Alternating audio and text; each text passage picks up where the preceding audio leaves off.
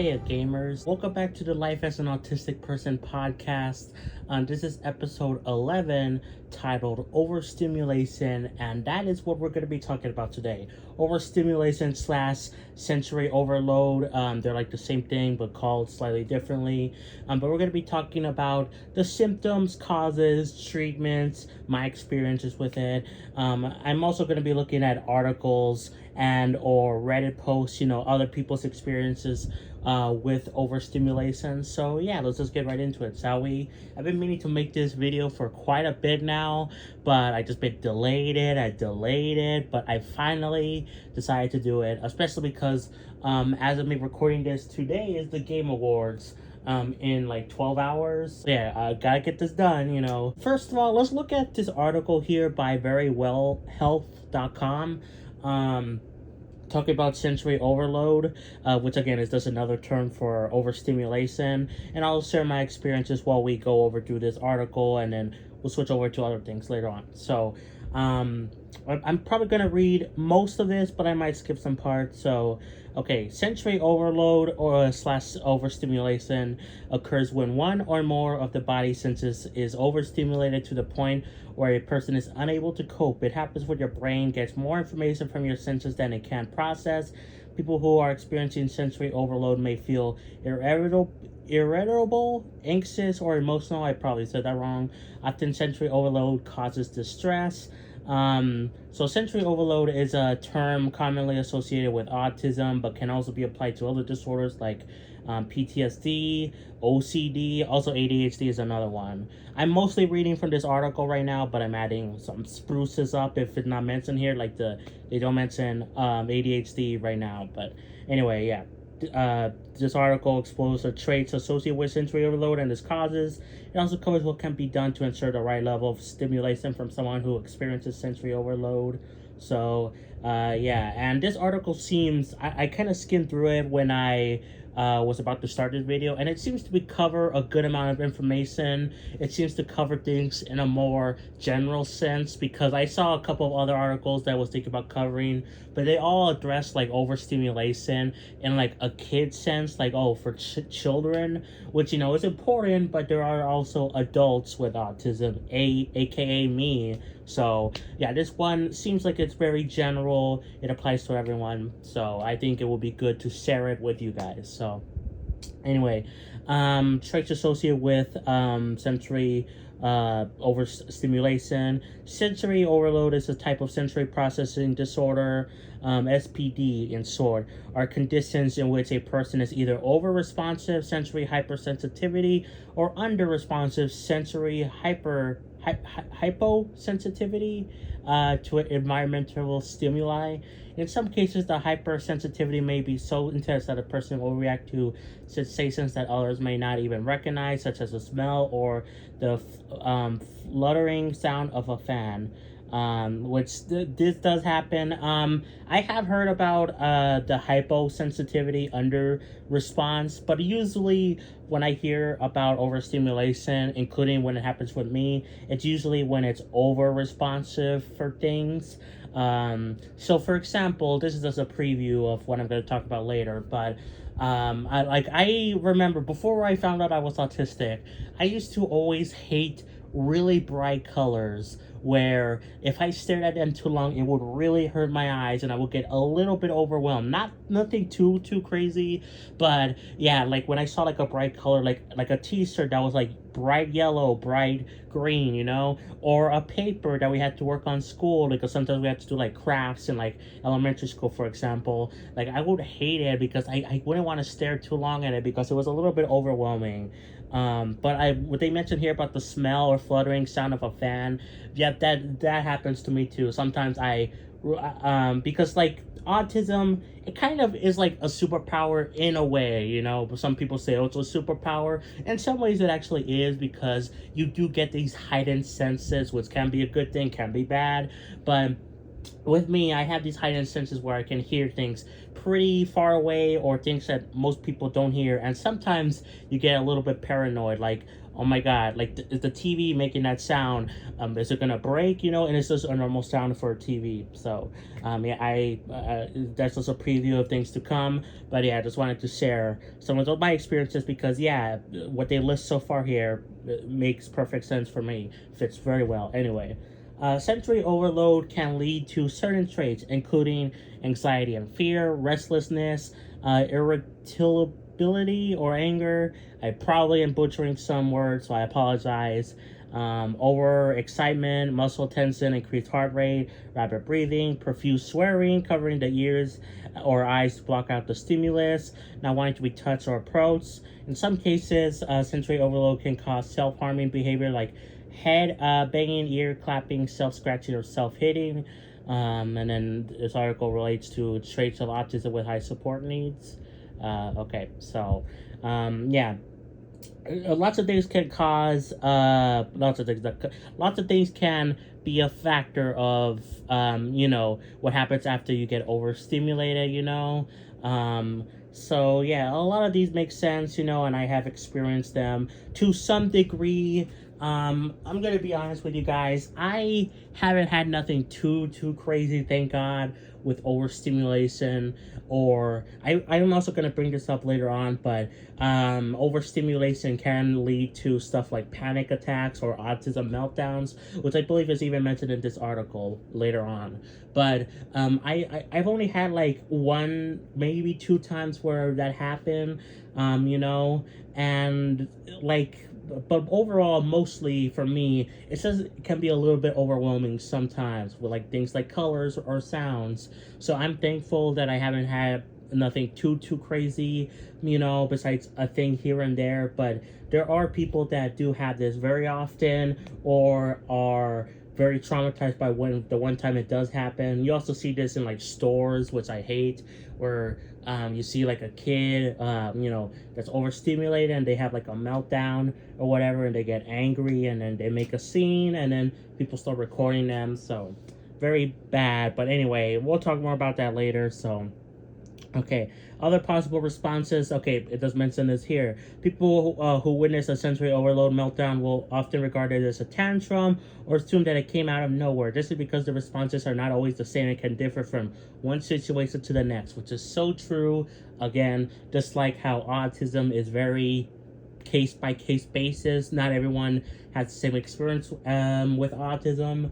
Autism meltdowns slash panic attacks, which can be the aftermath of overstimulation. Those are very different and individual cases. So yeah, hopefully I'm explaining things well. I'm not a medical professional, but I try to make things make sense for you guys because I really do find this stuff interesting. I like reading articles, talking about things, So anyway, can differ for one situation to the next. For example, a child with who experiences sensory overload may respond differently to flickering lights at school than to flickering lights at home, or they may be hypersensitive to high pitch noises, but completely oblivious to booming, loud pitch sounds.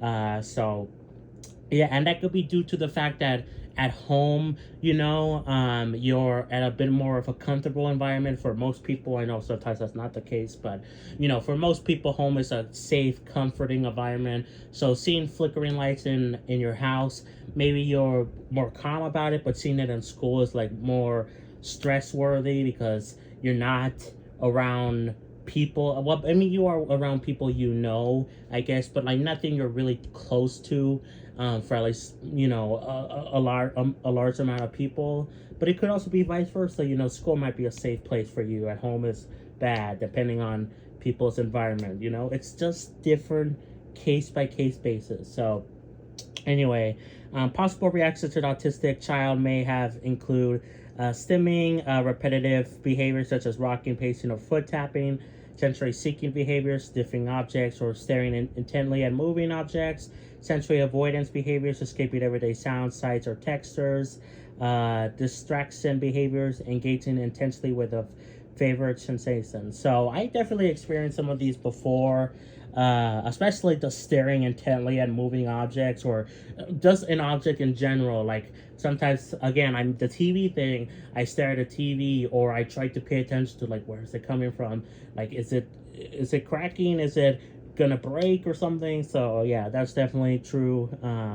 And it talks about another article how autism meltdowns differ from tantrums, which we might check out. I don't know. I was thinking I might cover that article too, but we'll talk more about it later on. Anyway, what causes sensory overload? The causes of SPD are poorly understood that can differ based on a diagnosis of autism, ADHD, PTSD, or other developmental or psychiatric disorders. Again, probably butchered that. The types of stimuli that trigger sensory overload can also vary from one person to the next. They may include sounds, especially persistent sounds like lawnmowers, washing machines, tickling clocks, or dripping water, which is definitely true for me. In fact, earlier today, I don't know what the sound was coming from, but I heard a sound outside. I think maybe it was some sort of party thing going on, like a little bit further away, maybe near a church that I live nearby. I think I saw some lights. But anyway, I heard like some sort of music or banging or something, and it really bugged me. So yeah, that's one thing.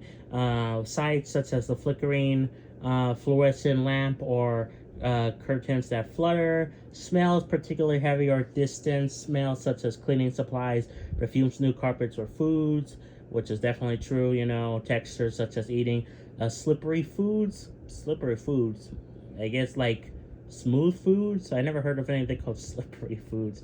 Or touching a slimy gel, which is a little bit weird. Slimy gels, I kind of like those things, but at the same time they are kind of weird. So yeah. Other types of sensory overload. Sensory overload is not limited to the 5 main senses. A person may also overreact to 3 additional senses that impact balance, motor skills, and body awareness. The additional senses are referred to as vestibular. This refers to structures in the inner ear that detect movement and changes in the position of the head. The vestibular system can tell you, for example, when your head is upright or tilted, even when your eyes are shut. Proper perception. I don't know. I really apologize for my butchering of these words. Anyway, this refers to understanding where your body is in relation to other objects. The proprioceptive system, I butchered that again, way worse than the first time. It's made up of receptors and muscles that monitor muscle length, tension, and pressure, and interoception. I don't know. This is the recognition of what is going on inside your body, such as knowing when you're hungry, full, hot, cold, or thirsty. The introspective system involves a network of cardinal nerves that interpret changes in the digestive tract, blood vessels, and other organ systems. So, I definitely, with the last point in particular, the interoception or whatever, the thing about feeling hungry, food, like that system. Yeah, you can get overwhelmed with that, and I have had that happen even today, which is kind of crazy. Maybe this was a perfect time to do this podcast episode because I was like, oh, I should do it, but I've been busy doing other things, working on bringing back multi-streaming, all this stuff, adding a new feature for streams where a pop-up message shows up. But anyway, I was working on all that stuff and just working on other videos in general. But maybe today was the perfect day to do this because I also experienced this today and like yesterday where I've been eating, like, it's weird. I feel like I've been like overthinking. This is another autism thing of like my senses of like, should I eat this much? Should I eat this less?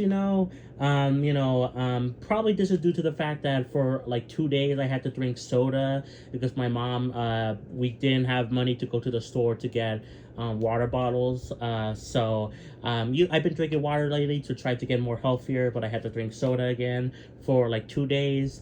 And because of that, I think I kind of got overstimulated in a way with the fact that the sugar, I was kind of not used to having that sugar again in my body. And then also this comes back to the food where my mom went to the store to obviously get water, but she also bought me hot Cheetos and I've been eating that. And And once again, like 2 days ago or something, when I first ate the hot Cheetos, I didn't eat that much of it because I felt like it was way hotter than it usually is.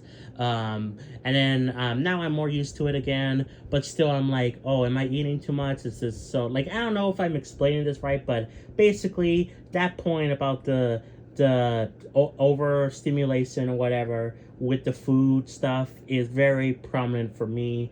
And also I experience this with thirst as well. Sometimes you feel like you really need to drink something, and it can be overwhelming. So yeah, my god, excuse me. I'm probably not going to be editing this video that much, just because I want to get this thing out as timely as possible. But I think I'm doing a good job trying to keep on track with things, while not having to edit too much. Maybe I'll edit something here and there. Anyway, let's get back to the article.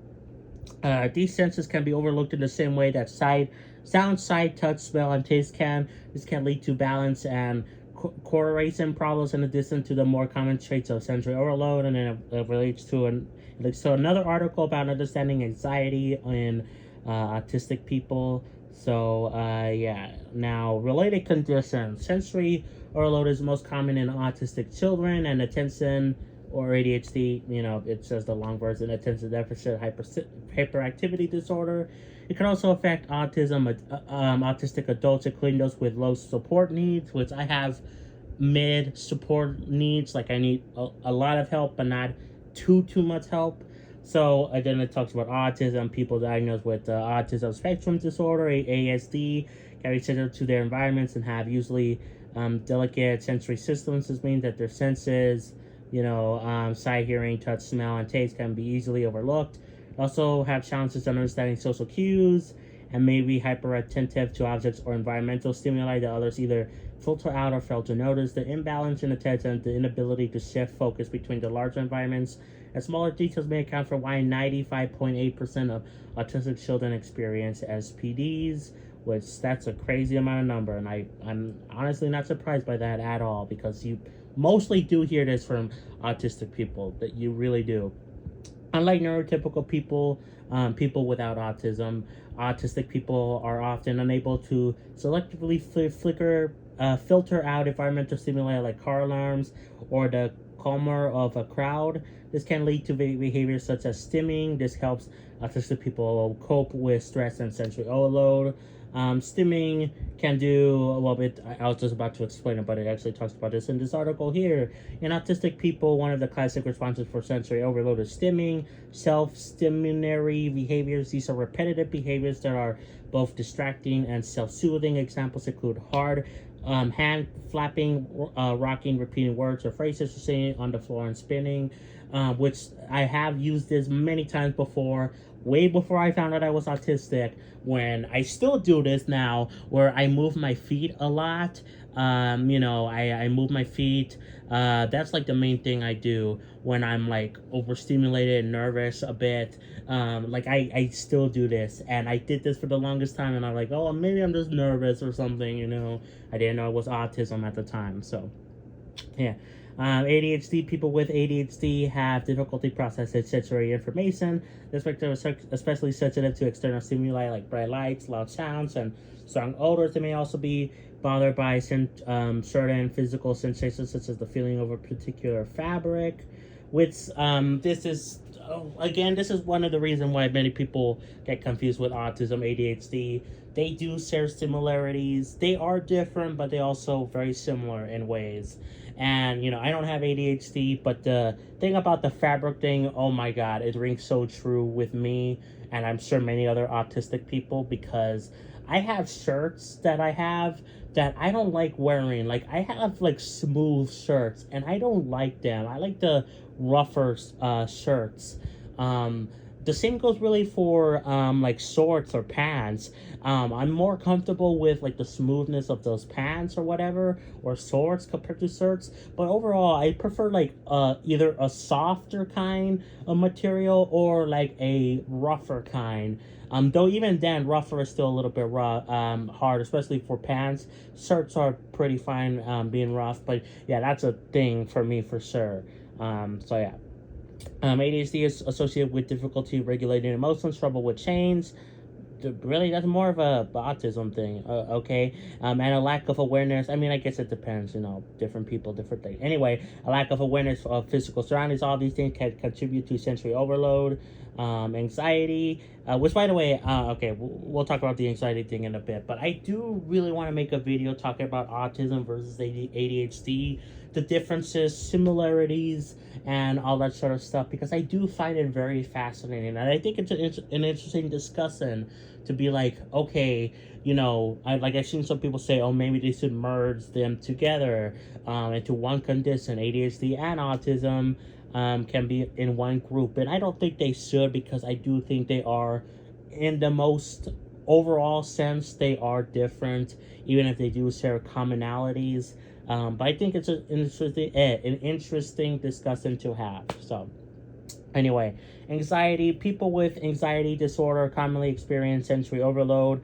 Anxiety causes a stress response in the body, which can trigger a fight or flight reaction. When this happens, a person becomes more sensitive to external stimuli. Sensory overload can happen alongside other anxiety symptoms or independently. Sensory overload can also trigger feelings of anxiety, which, again, this is why I kind of talked about the thing where overstimulation can lead to like a panic attack, which is a many common thing that people with anxiety have. But also people with autism can have an anxiety attack. But mostly autistic people have like meltdowns, that's the thing. But I will talk about this a little bit more later. But meltdowns and panic attacks or whatever, they are similar, but again, they are different. One of the key things is that meltdowns kind of build up over time because of, again, overstimulation, which I did see something like Reddit where people, for many autistic people, it can lead to basically a panic attack or a meltdown, the overstimulation.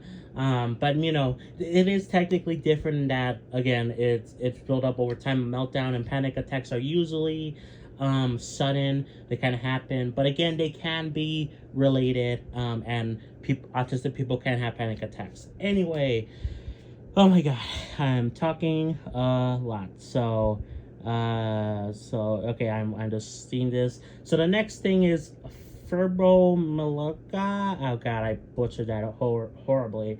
Sensory overload is common in people with that condition. The root cause of that condition, I'm not going to say it again because I butchered it like horrible, isn't well understood, but is believed to be related to hypersensitivity to external stimuli. People with this thing experience pain sensations more strongly than people who do not have the condition. Can also be hypersensitive to other types of stimuli such as noise and heat. Multiple sclerosis, people with it may experience confusion, fatigue, or even pain in the presence of stimuli such as noise or chaotic environments. MS also causes myoclonus or involuntary muscle twitching. This symptom can be triggered by overwhelming external stimuli. PTSD develops after a traumatic event and causes intense anxiety. Stress and oversensitivity in surroundings. People with the condition are typically hyper vigilant, which means they're over aware of what is happening around them. This can cause sensory overload in presence of loud sounds, flashing lights, crowded rooms, or sensory rich situation when the sensory stimuli are similar to those experienced during the traumatic event that triggered the condition. It can also cause an intense emotional response. So yeah, basically, many people can experience sensory overload / overstimulation. It's not an autism only thing, but, it is very, very, very, even this article says 95 point something percent of people that have this are autistic. So it is very common for us. So, okay, sensory overload in children. Small children often have difficulty processing sensory information, especially when they're tired or overwhelmed. This is normal when it happens occasionally, especially in toddlers. However, sometimes, it becomes clear that the child has an outsized reaction to sensory stimuli. This child may be unusually sensitive to things like bright light, water, loud sounds, and erratic sensations such as certain fabrics. These kids may also seem clumsy and have a low or high pain threshold. Sometimes SPD can exist in children independently. Often, however, sensory processing problems are a symptom of another condition, such as autism or ADHD. If you think your child may have a sensory processing problem, speak to your professional, practitioner, whatever, person, that doctor, basically, practitioner. I don't know. I suck at reading things, man. I'm sorry. Anyway, coping with sensory overload. Ensure the right amount of sensory input, not too much and not too little. It's important to the physical and emotional well-being of a child or adult who experiences sensory overload. People who experience sensory overload can learn to anticipate and cope with triggers. If you experience sensory overload, try the following strategies. So, I gotta put these strategies into fair use myself. So, remove yourself from situations where no triggers are present. When you enter an unfamiliar place, look for safe spaces such as less crowded rooms or a quiet outdoor patio area. Patio? I don't know. Arrange to meet people in low-key locations or at times where it's less likely to be crowded. Don't be afraid to excuse yourself early if you become overwhelmed. Don't expose yourself to situations that might become triggering if you are tired, hungry, or irritable. So definitely these are nice tips and all. I should probably practice them myself. But there are some times where you need to leave for I remember this happening, especially in high school, where there's the bright lights. The gym. We always had a school rally or whatever. We always had those in the gym area, but those had bright lights often, and sometimes they could be overwhelming, and you can't really leave during those. I mean, I think you could if you ask, but it would take a while. And also there's just a large amount of people, and depending on where you sit, you might be in the middle of a whole row of people, so it'll be hard to move. And also, there's just classes where, you might be overwhelmed by something in class. Again, like I mentioned in my story, bright paper, or where you had to do a project, you could ask to go to the bathroom. And most times teachers will say yes, but, sometimes they do say no. And I talked with someone that experienced this, where a teacher was not very supportive and wouldn't let them go to the bathroom for any reason, which I think is bad for teachers to do. I understand they need to have precautions, they can't allow people to go all the time or whatever, but you should go as soon as possible, and does not say no. But yeah, so sometimes you can't really avoid the situation, but you should still try to escape it if you can. So yeah, we're over 2/3 the way in this article. So okay, I don't know if I'll look at other articles. Maybe not. I do want to look at some Reddit post things. Anyway, children, as a parent, guardian, or caretaker, it's important to recognize traits associated with sensory overload. That way, you can act swiftly or appropriately when it occurs. Be watchful of the signs of distress before your loved one has a meltdown. Encourage your loved one to communicate what is causing, oh my god, I'm sorry, frustration, anger, or agitation, so that you can remove the trigger when possible. Ask what would help them feel calm, such as a change of environment or even a nap. Consider getting a weighted vest or blanket, which I know it's a very popular thing for autistic people, but that may provide a sense of calm and security. Even a favorite stuffed toy or pillow can help, which is the true for me. I have a stuffed animal named Papa here. I've shown him off on a YouTube short before. But yeah, I love him. My dad got him for me the day I was born, and yeah, he's my comfort stuffed animal. I see him like a person, really, but yeah, I have him right here next to me. Anyway, make time for regular exercise to help burn off pent up energy or stress, which is just a good thing in general. I really should do this more often myself, but exercise, it kind of gets rid of stress. You put that anger or stress to good use, and you get tired of it, or you do this, you eventually get tired of it, but at the moment you kind of use it up. So it's just a good thing to do. I should really do it more often. But anyway, for children, in outdoor swing not only offers stimulation, but can also be used as an outlet for stimulating behaviors. Teach other children meditation or other self-calming techniques, such as deep breathing exercises, yoga, or guided imaginary. which is another thing everyone should do. I should do this more often as well. Like when I'm talking about these things, I'm saying that I should do them as well, because some of them I do, but I really should do more of them, you know? Breathe in, like just take like 3 5 seconds to breathe, you know, calm down, and you know, just think, and you won't be that overstimulated. Not saying it will work 100% of the time, but it definitely will help. So anyway, make an appointment with an occupational therapist so your child can gradually learn how to process sensory stimuli. If your child has sensory meltdowns that you are concerned about their well-being, talk to your practitioner about medications such as Risperdal or Ablifi for autism or Retain for ADHD. I butchered all of that probably. Related, how to calm an autistic child. So yeah, going to see a healthcare professional.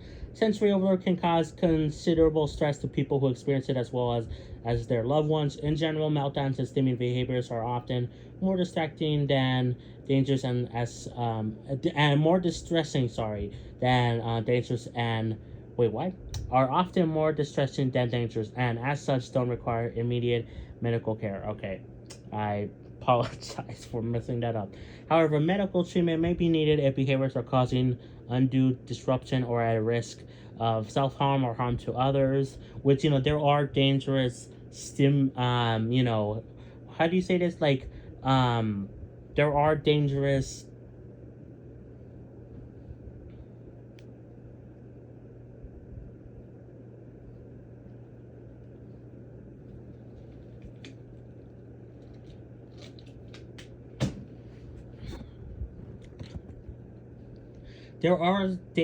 like stimulation stuff, like cutting yourself. That's not good. So that's what it kind of talks about here. Speak with your loved ones, healthcare provider, to understand the benefits and risks of treatment so you can make an informed choice as a parent or guardian. And summary, it is not uncommon for autistic people and those with other conditions such as ADHD, PTSD to be abnormally sensitive to certain sights, sounds, tastes, or textures. Coping skills include avoiding triggers and recognizing the signs of overload before it occurs. Occupational therapists can help you find ways to avoid sensory overload. Medication may be used to minimize the triggers that contribute to meltdowns in people who experience intense sensory overload. So yeah, and then this talks about frequently asked questions. What causes sensory overload? I mean, we kind of talked about that already. Can medications treat it? No medications can treat it. There are some that can help control things, which is just like similar to autism in general. I take medication for technically autism, but it's not really, like, it's for like anxiety and things that can help around it. So can sensory overload be dangerous or whatever? Stimming behaviors, it may have like self-injury or harm. So yeah, that's it for that article. Let's look at some other articles, at least real quick. You know, I probably won't go for too much longer, but I kind of want to look at other things like Reddit posts as well, talking about overstimulation and also how it relates to like panic attacks and meltdowns, you know, because there is a thing where, you know, they can be connected. So looking at this post from Autism in Women, which I'm not a woman, you know, but autism is very similar for women and men, you know. It's just maybe it appears differently, or it's harder for women to get diagnosed, but it's overall very similar. So I think it's good to share it with you guys, and for any gender really, or whatever you identify as. So anyway, does intense overstimulation cause panic attacks? I was just wondering if anyone experiences panic attacks when they are overstimulated. I'm newly diagnosed, so what I think of is a panic attack, maybe something else. What do you feel better? What do you do to feel better when overstimulation is overwhelming, especially in scenarios where you're out in public, at work, etc.? Apparently, this guy had a good explanation about the differences between panic attacks and sensory overwhelmingness, but they deleted it, so rip. But this other comment says, it does for me. When I feel like it becomes too much, I try to go somewhere less busy. This can be my car, the silent cabin at school. That seems like a nice place, etc. The next step for me is to call people who can bring me home. Last week I was overstimulated while driving, turned into a panic attack. The police weren't helpful at all. I stopped on my car, towed to a low traffic point. And from that point, I called my brother who came from my neighbor to pick me up, and my car up. I basically go to a quiet place and call someone to bring me home. So, oof. And then there's like other ones I saw. Like here, this is another article about panic attacks. About, I believe, the difference. Okay, does anyone just call their autistic meltdowns panic attacks? So you don't have to explain it. So I had a meltdown at work yesterday. I was so overwhelmed and overstimulated. I just said I was having a panic attack so people would understand. Does anyone else just call them that? And then someone replies, I grew up thinking meltdowns were actually war panic attacks, so I kind of actually did this a lot. And to be fair, I probably keep just telling people that's what they are. It's useful to have a thing to call them that helps people understand that I need them to back off and for things to calm down for a moment. So, and there's someone to think that they were asthma attacks or whatever. So yeah, but like it's kind of weird. There's like an overwhelming thing where, panic attacks, meltdowns, they are similar, but they are also different. But either way, no matter what, it can be a aftermath of overstimulation, where you're getting overstimulated over these things. I believe someone else mentioned this in this Reddit post. But yeah, okay, I'm seeing some incorrect stuff in the comments about panic attacks versus autistic meltdowns. So I wanted to give some information on the difference between them. So panic attacks are sudden and peak quickly. Their underlying causes related to anxiety and fear sometimes come on with no identifiable trigger, such as within panic disorder. Symptoms are internalized and can include a sense of impending doom or danger, fear or loss of control or death, rapid pounding heart, sweating, trembling, basically physical stuff, shaking, shortness of breath, or tightness in your throat, chills, hot flashes, nausea, abnormal cramping, chest pain, heartache, dizziness, lightheadedness or faintness, numbness, or triggering sensation and feeling of unreality or detachment. Autistic meltdowns are a result of things like sensory overload, unmanagement levels of demands, cognitive overload, and unexpected changes which can lead to an explosive outburst. They generally can last longer than panic attacks, i.e. hours. I believe panic attacks can generally last like 30 minutes, They can't last like around that long. Symptoms are also more externalized. It can include screaming, yelling, throwing things, self-injury, rage, going nonverbal, feeling a complete loss of control. So yeah. Meltdowns aren't necessarily triggered by sensory stuff, even though that's very common. So yeah, like there are different, but like, it can lead to, one or the other, like overstimulation can lead to panic attacks or, and it becomes more about heart stuff and physical things, but it can also lead to meltdowns where it's more outburst thing, if that makes sense. It's kind of hard to tell the difference. I can understand that. Panic attacks, dizzy, vomiting, again, physical stuff, meltdown, angry, want to hit things, don't want to be touched. Took me a while to distinguish the two. Intense anger feels very connected to what I thought were panic attacks, but I think our meltdowns are just so enlightening. They can be related, there's just a difference, and they can, obviously, both of them, in my opinion at least, especially for meltdowns, but, I personally think panic attacks as well. They can also be the aftermath of overstimulation. So honestly, I think that might be it, guys. I mean, I looked at some Reddit posts, I guess we could check this one. There's another thing from Coda, which this site is always weird. This is always weird. I don't like how it works. I prefer Reddit because it works a little bit weird. But anyway, this question is, can autistic meltdowns lead to panic attacks? Last week I had an extreme meltdown that led me to the ER. I've been overstimulated for hours and was anxious and only got better after meds. So is it possible that I experienced both? Totally, I have had both, and of the two, I actually prefer a panic attack because I have learned to manage them and ride them out with self-talk. But meltdown is a boiling, quicksand pit of frustration and distress. I find that not doing deep breathing exercises is better than doing them when this happens. Interesting. A therapist told me that was because I was signaling my body to hyperventilate and use the air to scream or run or fight. Instead, I tried to keep my breathing even and let my body take 20 minutes to process out the bad stress neurochemicals. It sounds like you were so distressed your body could no longer process it out. I'm sorry if that sounds really terrible. So Yeah, I don't know. It would depend on what caused you to have a meltdown, or what caused you to have a panic attack, if that's what it was, or meltdowns are a result of stimuli. And then, like, again, this is why I say this site is weird. You can't see, sometimes, like, I can't see all the answers because I guess it's too long. And so it's like, oh, start a free trial. It is possible, but I may have other questions you should think of. So honestly, I do think they can lead to one another, or that, they are connected. Autism itself doesn't directly cause panic attacks, but individuals on the autism spectrum may experience sensory overload or anxiety, which can trigger panic attacks. Like, I do think they're connected, and it can lead to one another or whatever. But I do think both of them are connected to overstimulation, which is the point I was trying to get across in this, like, layer half of the video. Hopefully I made sense. But yeah, I think that might be it for this podcast episode, guys. Probably the last podcast episode of the year, to be honest. And also, this might be the longest podcast episode I made, at least since the first episode, which was 40 minutes, which I'm really happy. I kind of like doing these episodes where I kind of go more in depth. I mean, I talked about some experiences with overstimulation myself, with light, sight as well, sound I kind of touched on. But also, I forgot to mention this, where